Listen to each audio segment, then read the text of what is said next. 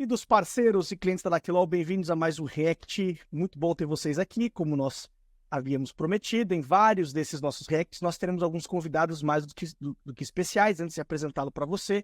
Daniel, bem-vindo mais uma vez. Olá, gente. Ansioso para mais esse React. E agora sim, digo com muita tranquilidade, dos melhores advogados tributários desse Brasil, sócio do Machado Meyer, André Menon, bem-vindo, cara. Obrigado pela oportunidade de estar aqui com a gente. Olá, Guilherme. Olá, Daniel. Obrigado pelo convite. Espero fazer jus aqui a essa apresentação, né? Mas obrigado pelo convite. Me sinto bastante lisonjeado aqui de poder discutir esse tema, que é um tema tão atual, né? E tão nebuloso e de impacto tão grande nos cofres públicos e no caixa das empresas também. Você vai ficar com a vinheta e depois da vinheta a gente vai passar a comentar o assunto, que é a exclusão do ISS da base de cálculo do PIS da COFINS.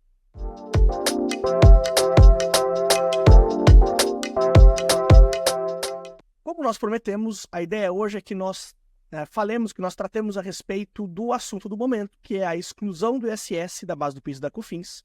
Tem sido encarada por muita gente como um tema meio correlato à tal tese do século, que vocês certamente se lembram, o tema 69 sobre a exclusão do ICMS da base de cálculo do PIS da COFINS.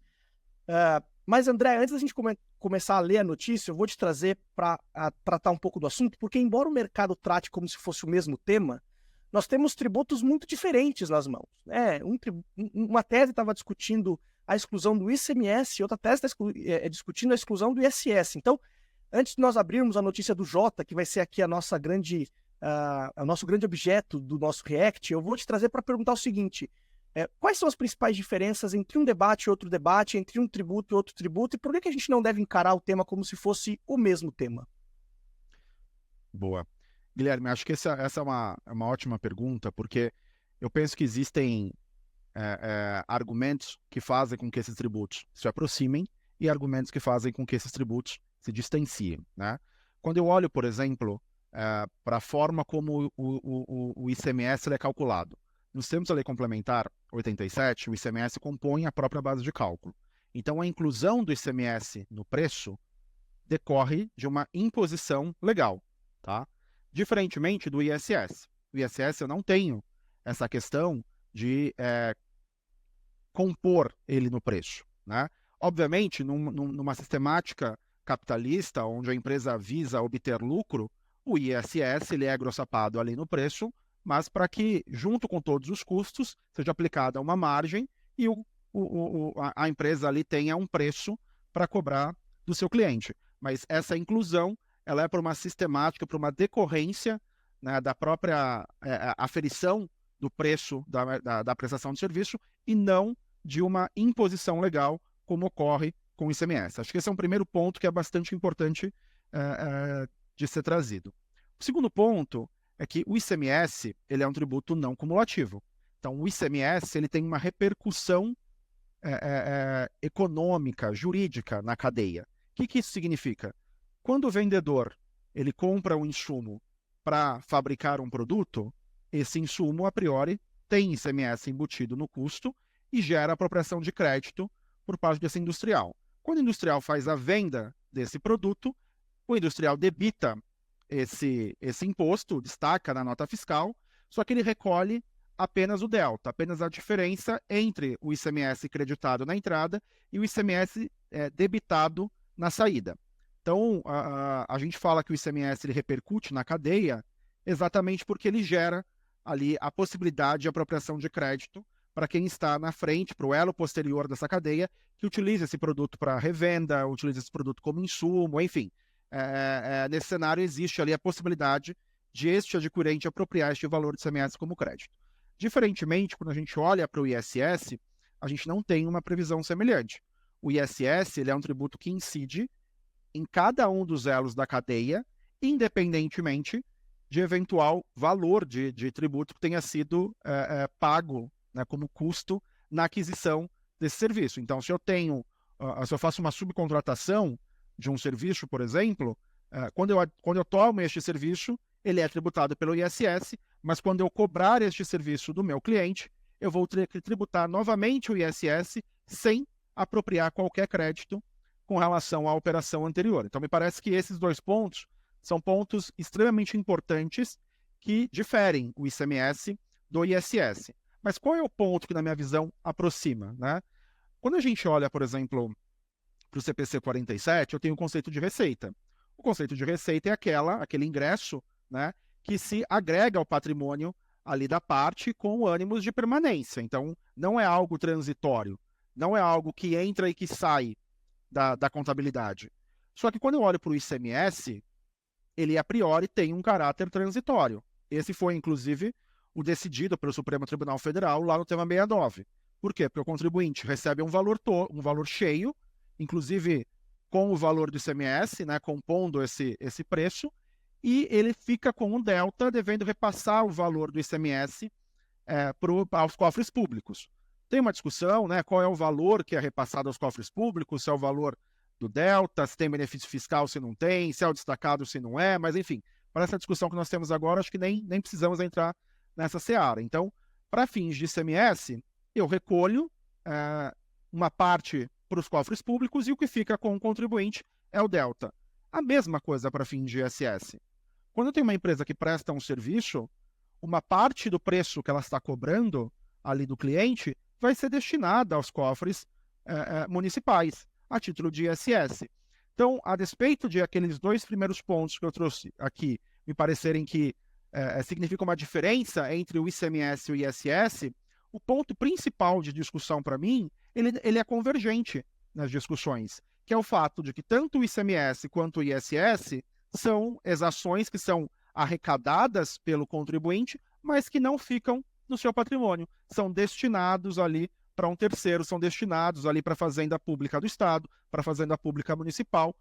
Então, este ponto me parece que é um ponto de convergência, Guilherme, com relação à discussão do ICMS e do ISS. Maravilha, André. Vamos para a notícia? Para a gente trazer um pouco os destaques do que nós queremos trazer aqui. Eu vou pedir para o nosso time de produção colocar a notícia na tela e vou chamar primeiro o Daniel para fazer um destaque importante. A gente vai começar por aqui mesmo, discutindo as sustentações orais. Veja só, como se trata de um julgamento, estou lendo a notícia agora, como se trata de um julgamento iniciado no plenário virtual, em regra, não haveria sustentação oral no Supremo Tribunal Federal. Porém, o ministro Luiz Roberto Barroso disse que abriria uma exceção em razão da relevância da tese. O advogado Heron Karneski, desculpe, Heron, se eu estou lendo seu nome errado, representante da Aviação Alvorada, que é parte do processo, afirmou que o fato de o ICMS ser destacado em nota fiscal, atenção para essa parte, é o que o Daniel vai comentar, o fato de o ICMS ser destacado em nota fiscal, o que não ocorre com o ISS é irrelevante. Segundo ele, está em discussão o conceito de receita ou faturamento, e não a forma de recolhimento do ISS, afirmou.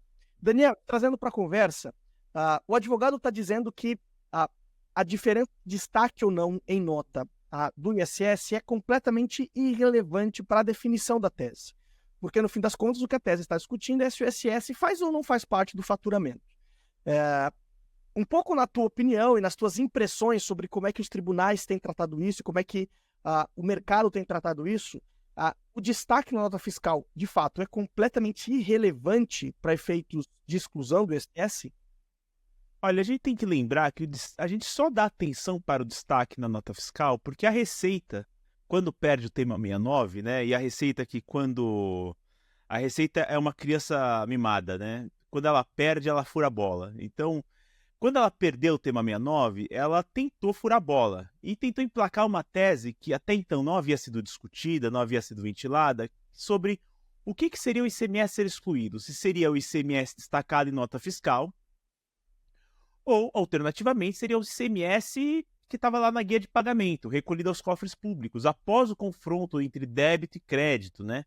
E, por exemplo, alguém que seria credor de ICMS não teria nenhum valor a excluir da base de cálculo do PIS e da COFINS. Então, nós só trazemos alguma relevância para esse debate por conta dessa provocação da Receita Federal e que foi rechaçada, né? Que a sua pretensão era que fosse o valor de fato recolhido para os cofres públicos, né? Mas que foi rechaçada pelo Supremo no julgamento do tema 69. Então, de fato, não faz sentido a gente ter o ISS estar destacado em nota fiscal, ser algo relevante, tá? Porque, de fato, o que tem que ser analisado é se trata de uma receita ou não. E como o André já introduziu o tema, né? De fato, esse valor do ISS não está se agregando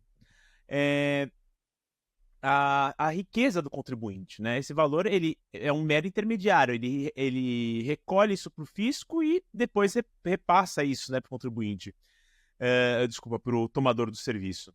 Então, de fato, eu acho que faz todo sentido em se enxergar que o ISS o destaque do ISS não é relevante. Mais do que isso, se a gente for olhar no bloco A da EFD contribuições, a gente vai ver que lá tem sim informação do ISS também, né? Então não é que uma informação que está perdida e que não conversa de maneira nenhuma com as contribuições sociais, né? Isso de fato está informado em FD contribuição. Então não enxergo isso como um fator limitante, de fato. André, comentário sobre isso, concordando ou discordando, quer dizer, o destaque do ISS ou não destaque do ISS é relevante para definir se o ISS é faturamento ou não? Guilherme, como o Daniel colocou, essa questão do destaque, ela é algo que, na minha visão, não deveria impactar a conclusão de que, efetivamente, esse valor de ISS, que é recolhido pelo prestador de serviço, né, destacado ou não no documento fiscal, representa uma exação que não se agrega ao patrimônio desse prestador de serviço, mas sim uma exação que é destinada a terceiro.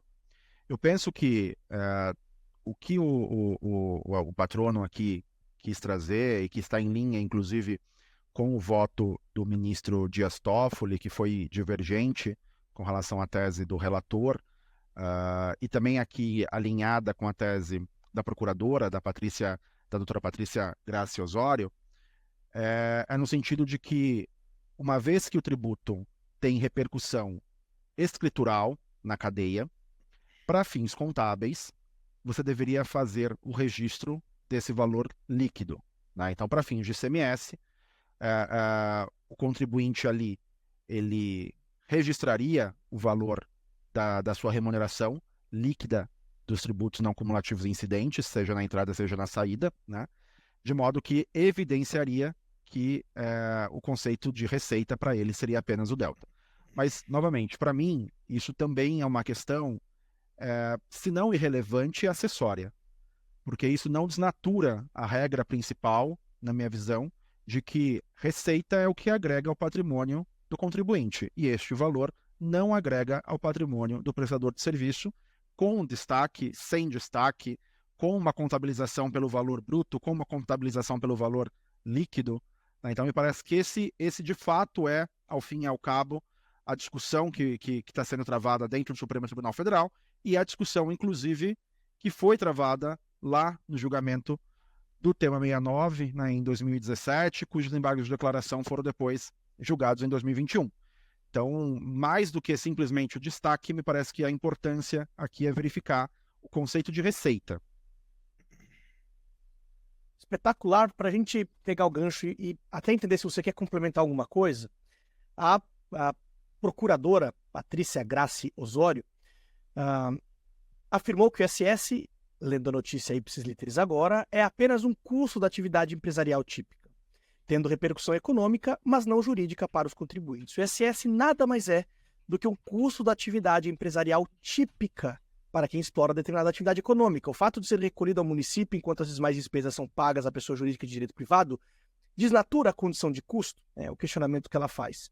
É um questionamento que, embora a tese seja muito forte, ela não está muito sozinha, né? Tem muitas mentes brilhantes do direito tributário que pensam um pouco como ela em relação a isso também. Você quer trazer complemento sobre a fala da procuradora, André? Claro.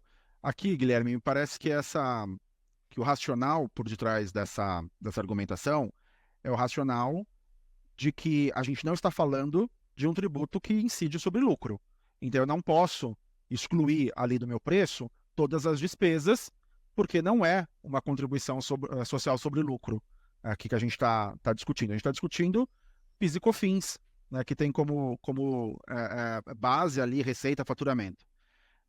Então, me parece que essa discussão ela é real, ela é existente, mas ela é existente desde a época da discussão do tema 69. Por que eu devo excluir o ICMS e não o papel higiênico do banheiro? Qual que é efetivamente a diferença, se a gente levar os extremos aqui, de eu poder excluir o ICMS da minha operação e não poder excluir despesas que eu tenho com os funcionários da minha linha de produção? Então, a despeito de eu achar que essa discussão ela é relevante, que faz sentido, né, como fazia sentido já no tema 69, de ser enfrentada, ela, na minha visão, não altera a conclusão que, novamente, para mim, está muito ligada ao fato de que essa isenção não integra o patrimônio de quem está efetivamente prestando esse serviço. E note que eu tenho, inclusive, uma questão temporal. Quando eu tenho despesas, custos da minha prestação de serviço, em uma linha do tempo, isso antecede a minha prestação. Mesmo que eu tenha um impacto de caixa, uma vez que eu vá fazer o pagamento posteriormente, eu incorro naquela despesa previamente.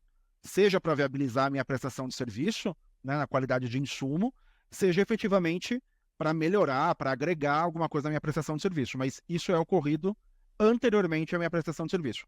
Ao passo que o ISS, que o ICMS, eles são posteriores à minha prestação de serviço.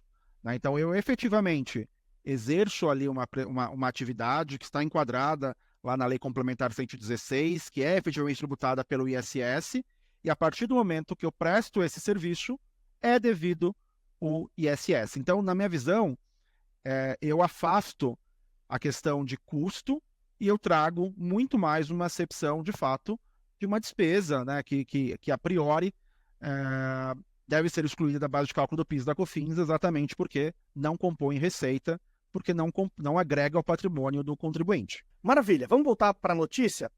Pessoal da produção, pode subir a notícia, vamos lá para o começo, para a gente falar um pouco sobre modulação de efeitos. E em 2021, quando o caso passou pelo plenário virtual, o placar ficou em 4-4. Então veja, o tema não é novo, ele já havia sido julgado no plenário virtual. E considerados também esses votos, o placar ficaria em 5-5, faltando o voto do ministro Luiz Fux. Como o magistrado votou a favor dos contribuintes no tema 69, a tese do século, que excluiu o ICMS da base do PIS e da COFINS, a expectativa é que o ISS também seja retirado da base dessas contribuições. Embora tenha votado a favor dos contribuintes, o ministro André Mendonça, cujo voto era considerado decisivo, propôs modular a decisão para que tenha efeito somente a partir da publicação da ata do julgamento de mérito. A posição impede a restituição de valores recolhidos nos últimos anos e favorece a Fazenda, que estimam a perda de 35,4 bilhões em 5 anos, se derrotada no caso. A notícia logo abaixo vai dizer, a gente não vai ler, para dar pequenos destaques, que caso a modulação de efeitos sugerida pelo André Mendonça passe, essa modulação de efeitos reduziria um déficit ou um rombo de 35,4 bilhões para 7 bilhões, segundo previsões da Procuradoria. Daniel, a modulação de efeitos virou festa, né? Desde o tema 69, qualquer tema tributário que a gente discute, seja de STF ou STJ, sempre existe uma expectativa de modulação de efeitos e elas têm acontecido. Aconteceu no tema 69, aconteceu na discussão de tributação do Selic sobre imposto de renda, no STJ aconteceu recentemente no tema do Sistema S, e agora tende provavelmente a acontecer de novo no tema da exclusão do ISS. Agora, aqui a modulação de efeitos não está sendo usada como mudança de jurisprudência, que é em regra como os tribunais tratam, como, por exemplo, o STJ tratou quando ele modulou os efeitos do tema do teto do Sistema S, argumentando que a jurisprudência foi muito alterada e tal. Aqui, a discussão de modulação é basicamente fundamentada na repercussão econômica e na repercussão que isso traria aos cofres públicos. Trazendo um pouco, saindo do direito tributário e falando um pouco de política aqui, quer dizer, a tua impressão é de que essa modulação, ou de que a modulação, de que o Instituto da Modulação se tornou regra, quer dizer, o que era para ser uma excepcionalidade do direito tributário virou a regra para efeitos de grande impacto econômico, e a gente deve provavelmente passar a acompanhar os tribunais superiores, tanto o STJ quanto o STF, fazendo mais uso desse instituto daqui para frente? Olha, eu acredito que a modulação é uma forma de negociação, por assim dizer. É uma forma de tentar contemplar tanto os contribuintes que eventualmente possam ter razão numa discussão tributária importante, que de fato impacte, como uma forma também de minimizar os impactos disso no governo, né? Nós estamos acompanhando todas as discussões orçamentárias e a busca do governo por aumento de arrecadação. De fato, o governo não está gozando de abundância de dinheiro, né? Então, todos esses impactos, né, são muito percebidos e são pouco desejáveis para o governo. Em compensação, não dá para também continuar operando, né, um direito tributário em que o contribuinte tem uma exação maior do que deveria ter. Então, eu acho que a modulação acaba servindo com esse condão de, olha, vamos fazer um arranjo aqui. E o arranjo injusto, já comento por quê, né? Então, fazer um arranjo aqui. Quem está discutindo a discussão, quem está discutindo esse tema, vai levar, para quem não discutiu, não leva. E para o futuro a gente conserta, tá? Por que é um arranjo injusto? Porque aquele contribuinte que pagou regularmente, confiou na legislação e seguiu com sua vida, né? Sem ingressar com uma ação, sem fazer um questionamento, sem fazer uma recuperação administrativa, esse contribuinte não vai ter direito a recuperar o valor. Agora, aqueles contribuintes mais beligerantes, mais litigantes e mais antenados, né, com melhor assessoria jurídica, esses acabam sendo recompensados, acabam conseguindo reaver esses valores. Então é um sistema que acaba gerando uma certa injustiça, assim, né? Um comentário final para a gente encerrar e agradecer a participação do André. Só, por favor, André, por Posso favor. fazer um comentário com relação a esse tema, Guilherme? Sempre. Modulação de efeitos é um tema que eu gosto bastante, porque quando a gente olha para o objetivo da modulação de efeitos, a ideia é reduzir litigiosidade, né? Originalmente, ela foi pensada para isso. Mas qual a consequência dessa modulação de efeitos desenfreada, como vocês colocaram, né? Você está ampliando a judicialização. Por quê? Porque antes o contribuinte confiava no sistema. Antes o contribuinte podia confiar na legalidade da norma posta no ordenamento jurídico, né? E daí sim, caso lá na frente essa norma fosse declarada inconstitucional, ilegal, houvesse algum problema, ele poderia, de boa fé, né, também se valer dos efeitos dessa decisão. Como eu tenho a modulação de efeitos, bloqueando que ele possa fruir dessa decisão, né, inclusive por vezes até numa perspectiva futura, como aconteceu com o DIFAL, porque no DIFAL ele foi declarado, né, no tema 1093, tivemos a declaração da necessidade de uma lei complementar, mas isso foi modulado para frente, né? Então quem tinha ação judicial poderia deixar de recolher e poderia ressarcir o valor pago indevidamente, mas quem não tinha ação judicial tinha que continuar pagando, inclusive. Então, me parece que aqui você tem um incentivo à litigiosidade, porque as empresas agora, elas passam a precisar entrar com ação, sob pena de ter um diferencial concorrencial, um diferencial competitivo ali, né? Então, note nessa questão do DIFAL, se você tem um player do mercado que entrou com uma ação judicial e pôde ressarcir o valor do DIFAL pago devidamente e deixar de recolher o DIFAL, e um concorrente dele que teve que continuar pagando o DIFAL,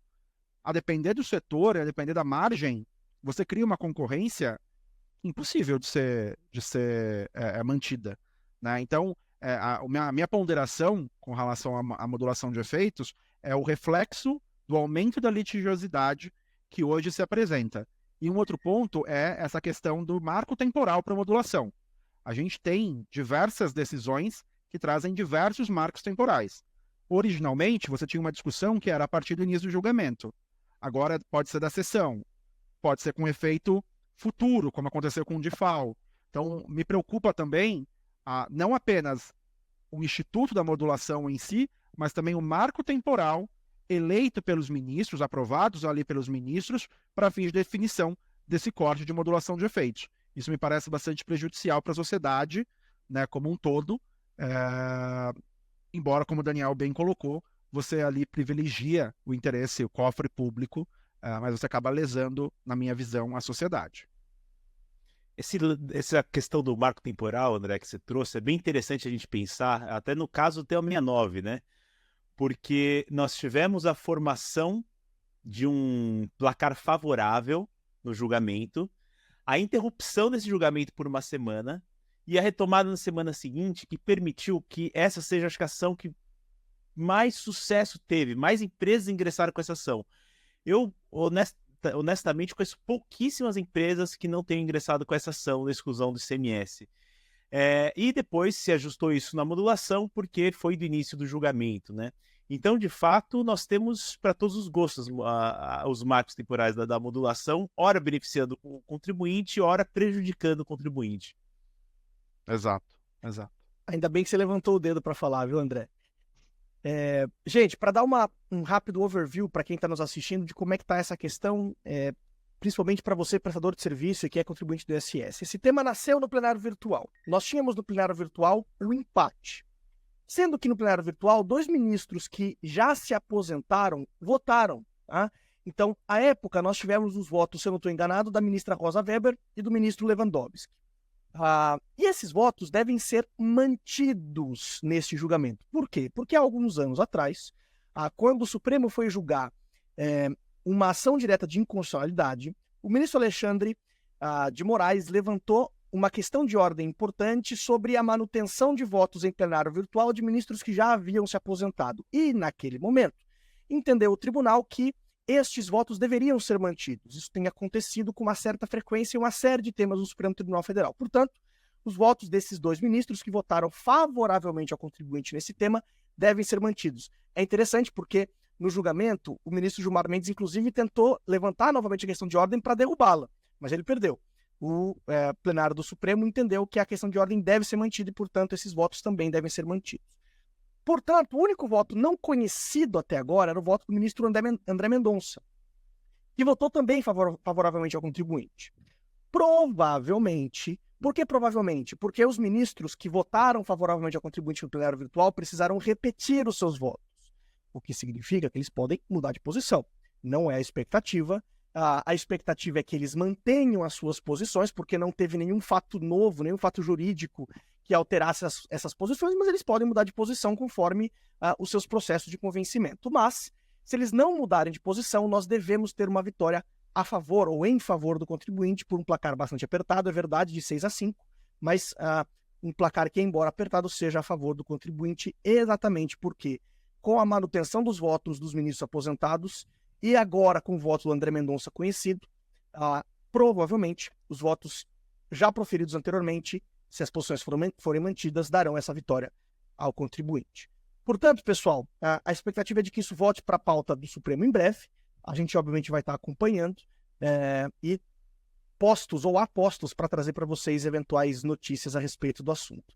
André, eu quero agradecer demais a tua presença, cara. Obrigado por ter aceitado o nosso convite, por ter, mais uma vez, nos dado uma brilhante aula a respeito do assunto. Eu aprendi muito, tenho certeza que quem está nos ouvindo aprendeu muito contigo também. Obrigado mais uma vez pela oportunidade, pela participação. Imagina, eu que agradeço o convite, é um prazer enorme estar aqui com vocês e discutir esse tema que está, na minha visão, como você colocou, prestes a terminar, mas a gente não sabe se a gente vai ter, né, como aconteceu na exclusão do ICMS da base do PIS e da COFINS, se a gente já vai ter julgado essa modulação de efeitos agora, ou se isso vai ficar para embargos de declaração. Lembrando que no caso da exclusão do ICMS, a gente teve o mérito julgado em 2017 e os embargos de declaração apenas em 2021. Então, pode ser que a gente... Exato. E a gente não pode esquecer, Guilherme, que a gente está no bojo de uma transição de reforma tributária. E eu estou discutindo um crédito de PIS e COFINS que, por vezes, eu posso nem mais ter PIS e COFINS a partir de 2027. Né? Então, a depender desse processo não ser concluído, de não ser votada aqui essa modulação de efeitos, eu posso restar com embargos de declaração que vai ter uma conclusão num cenário onde eu não tenho mais PIS e COFINS. Né? Embora o texto do PLP, ele a priori absorva aqui as discussões relacionadas aos créditos decorrentes de ações judiciais. Mas é um ponto interessante, na minha visão, porque a gente tem essa virada de chaves, essa transição para o novo ordenamento jurídico, né, a priori em 2026, em 2027 já não tenho mais PIS e COFINS, mas eu ainda tenho as discussões que vão aqui se postergar, inclusive para períodos posteriores à vigência da CBS, né, onde eu não tenho mais o PIS e COFINS.